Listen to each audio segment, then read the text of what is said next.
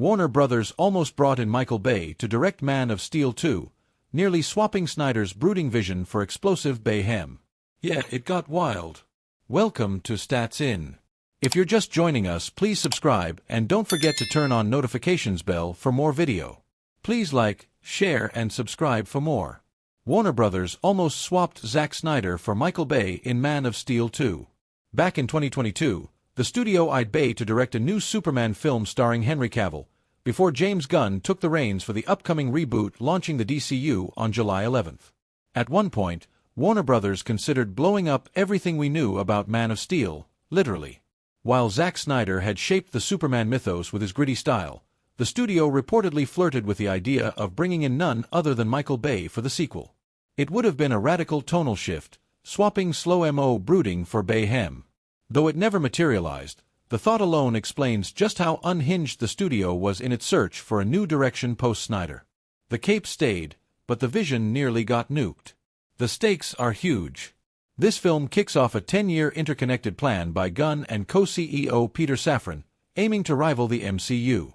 But if Superman falters, the whole plan could wobble. DC's cautious, greenlighting only Supergirl, Woman of Tomorrow so far, while shelving riskier projects like Sergeant Rock.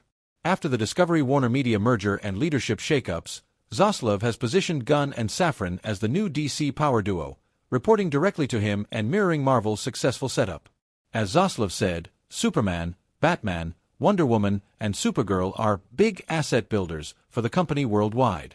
This Superman isn't just any flick, it's the litmus test for Warner Brothers Discovery CEO David Zaslav's ambitious plan to reboot the DC universe after years of inconsistent efforts. With a $225 million budget, the film needs to soar past $700 million worldwide to be a real hit. An insider revealed, if it hits $500 million, it turns a profit, but $700 million is where it truly counts, via the wrap. Cavill's earlier Superman outings, Man of Steel, $670 million, and Batman v Superman, $874 million, set the bar but never launched a lasting universe. Now, David Corenswet steps into the cape, alongside Rachel Brosnahan as Lois Lane and Nicholas Hoult as Lex Luthor, with a younger cast that's more fresh-faced than A-list draw. McQuarrie revealed on Happy Sad Confused that Green Lantern's powers were tricky but fun to crack. He alluded, "Green Lantern was what had come to me. Green Lantern's a tough one. The power is very challenging, and I cracked it and it was fun, and watching learn how to use that power, and giving that power a flaw, so that it was not pure invincibility. That's the thing that made him. Yeah, you have infinite power, but you only have so much battery life and that can run out at inconvenient times. That, for me, solved the whole Green Lantern problem. This flaw added real stakes. No invincible hero here. The conflict worked because Superman and Green Lantern shared amazing similarities," McQuarrie said, which led to an amazing universe-expanding resolution. Costume designs weren't the focus. Tension and stakes were. The vision was bold, fresh, and might yet inspire future DC projects. Even though fans were robbed of from the Man of Steel 2, the upcoming movies might just soothe the wound. The failed Man of Steel 2 pitch featured an amazing conflict between Superman and another Justice League member, Green Lantern. Director Christopher McQuarrie teamed up with Henry Cavill to craft a sequel that never happened but promised big drama. The existence of Zack Snyder's unfiltered epic vision of Justice League was only made possible due to the fans, and Snyder bows down to them. Welcome to Stats In.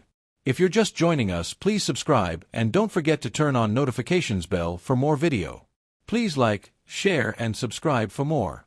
As a tireless campaign spread through social media like a plague, DCU fans hounded Warner Brothers for years before the studio finally conceded to fan demand. The resulting Snyder's Cut with an extended 4-hour-long vision of the director's ambitious story made the fans resent WB even more for rejecting his planned 5-movie arc for Justice League. However, the director knows when not to push his luck in the ever-changing game of Hollywood musical chairs, although Snyder gives credit where it is due. The DC Extended Universe has had its fair share of problems. But the most objectionable of them was Zack Snyder's third film, Justice League, which went through hell and back to reach the audience in its purest, uncensored form. As difficult as it may have been for Snyder and the studio to find common ground, it would not have been possible without the DCU fans. The little details that stood out in the theatrical cut of the film sent a wave of dissent and anger throughout the world as fans took to social media to launch a movement titled #ReleaseTheSnyderCut. The campaign became so powerful over the years that it led to the now infamous WB shakedown in 2021 in a historic win for movie fans. In 2023, Rolling Stones uncovered a Warner Media report that revealed that the online fan campaign was bolstered by fake bot accounts that later turned dangerous, insofar as to send death threats to studio executives if they failed to greenlight the Snyder's cut and restore his film universe. However, in Snyder's eyes, the existence of the bot accounts told a different story altogether. Making a 100-year-old studio bow down to fan demand is not a meager achievement. The collective love for the DC Extended Universe was such that it made the fans absolutely livid to think about missing out on Zack Snyder's raw vision for his movie universe after he left the Justice League production due to a family tragedy. Meanwhile, Warner Brothers quickly arranged for a replacement who oversaw the post-production and editing of the film, although most of it was already done by Snyder before his exit. But Joss Whedon's PG-washed cut of the film was an atrocity that did not deserve a place in the grim-dark reality of the DCU, and the studio should have foreseen the drastic difference in Whedon's and Snyder's filmmaking styles. A 2023 interview with The Hollywood Reporter. When asked about the toxic campaign of the Snyderverse Legion and the eventual cyber harassment and threats made against Warner Brothers personnel, the director claimed, although not an entirely suitable method of handling rejection, the DCU fans did everything in their power to stand up to studio censorship and the oppression of creativity. The fans and their online social media campaign turned Zack Snyder's Justice League into a reality, and despite not having the final 2 movies of the director's Envision saga, the DCU is a little better for having the director's cut in the bag.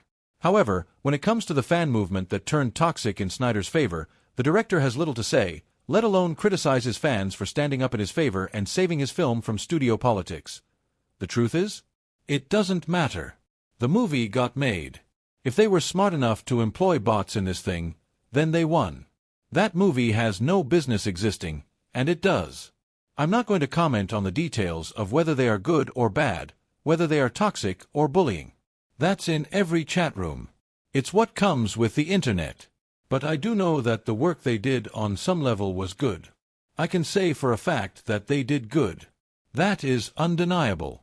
The overwhelming fan pressure from the campaign and the volatile in-house climate at Warner Brothers was documented in Sean O'Connell's book, Release the Snyder Cut, the crazy true story behind the fight that saved Zack Snyder's Justice League. The fan-led fight is still regarded as one of the biggest movements that has ever swept over social media. If there's one work Zack Snyder continues to be proud of, it's this zombie apocalypse movie that no one expected to become a successful cult classic. Welcome to Stats In. If you're just joining us, please subscribe and don't forget to turn on notifications bell for more video. Please like, share and subscribe for more. This May, Netflix offers new shows to keep subscribers entertained throughout the month, and one of the titles added to its library is Zack Snyder's 2004 horror flick Dawn of the Dead. Those who haven't watched this classic, consider this your sign. Zack Snyder is quite the controversial filmmaker of modern cinema. We're familiar with his stylized approach to movies, and he's made a brand of that for himself, but one of the biggest criticisms in his works is his own inconsistency. It's safe to say that he is sort of the hit-and-miss type of director. He is widely known for his efforts on the DCU and the 300 franchise,